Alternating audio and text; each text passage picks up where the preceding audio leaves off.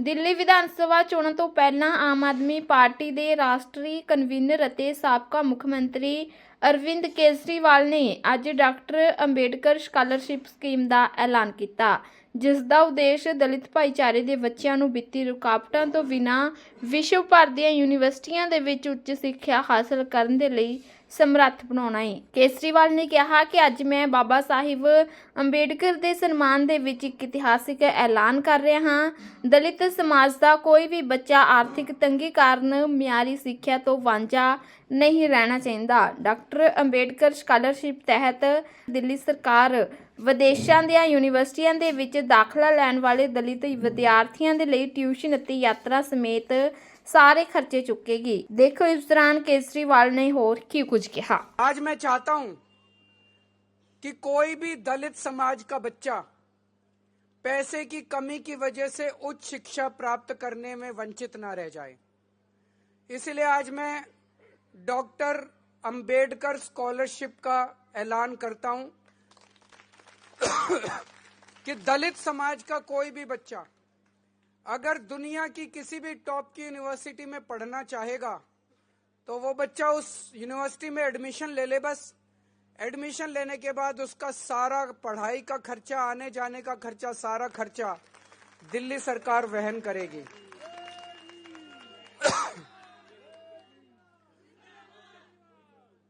जिस तरह से बाबा साहब अंबेडकर ने विदेशों में पढ़ाई करके एक नहीं दो डबल पीएचडी करी, दो डॉक्टरेट हासिल की, और उन यूनिवर्सिटी से की कोलंबिया यूनिवर्सिटी और लंदन स्कूल ऑफ इकोनॉमिक्स, जिसमें आज की डेट में भी एडमिशन लेना भी बड़ा मुश्किल है और उनको पैसे की किल्लत हुई।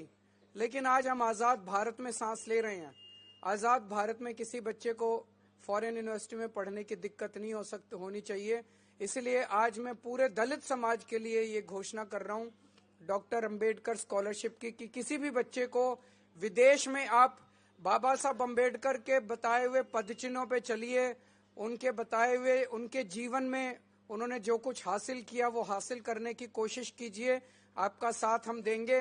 कुछ लोगों का प्रश्न था कि सरकारी कर्मचारी जो दलित समाज के लोग सरकार में हैं, क्या सरकारी अफसरों के ऊपर भी योजना लागू होगी? जी हाँ, लागू होगी, क्योंकि मैं नहीं समझता कि कोई सरकारी कर्मचारी भी जो ईमानदारी से काम करते हैं वो भी अपने बच्चों को विदेशों में बिना स्कॉलरशिप के पढ़ाने की हैसियत रखते हैं, उन पे भी ये योजना लागू होगी।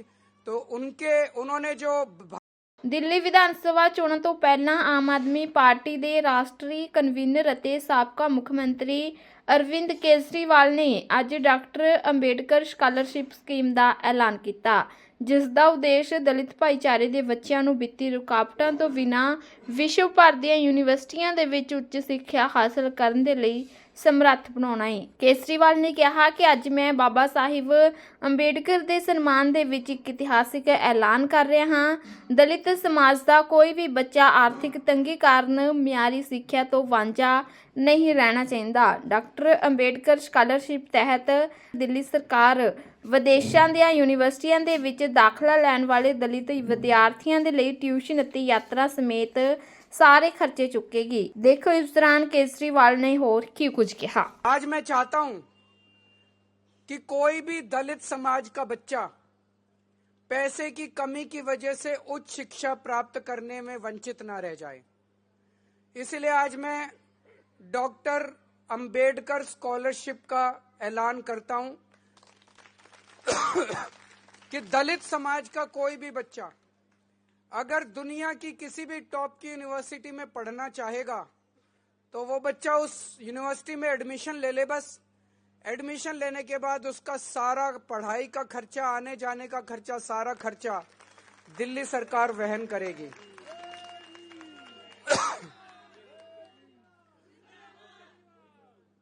जिस तरह से बाबा साहब अंबेडकर ने विदेशों में पढ़ाई करके एक नहीं दो डबल पीएचडी करी, दो डॉक्टरेट हासिल की, और उन यूनिवर्सिटी से की कोलंबिया यूनिवर्सिटी और लंदन स्कूल ऑफ इकोनॉमिक्स, जिसमें आज की डेट में भी एडमिशन लेना भी बड़ा मुश्किल है और उनको पैसे की किल्लत हुई।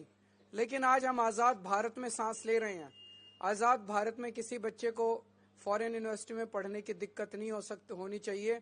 इसलिए आज मैं पूरे दलित समाज के लिए ये घोषणा कर रहा हूँ डॉक्टर अंबेडकर स्कॉलरशिप की कि किसी भी बच्चे को विदेश में आप बाबा साहब अंबेडकर के बताए हुए पदचिन्हों पे चलिए, उनके बताए हुए उनके जीवन में उन्होंने जो कुछ हासिल किया वो हासिल करने की कोशिश कीजिए, आपका साथ हम देंगे।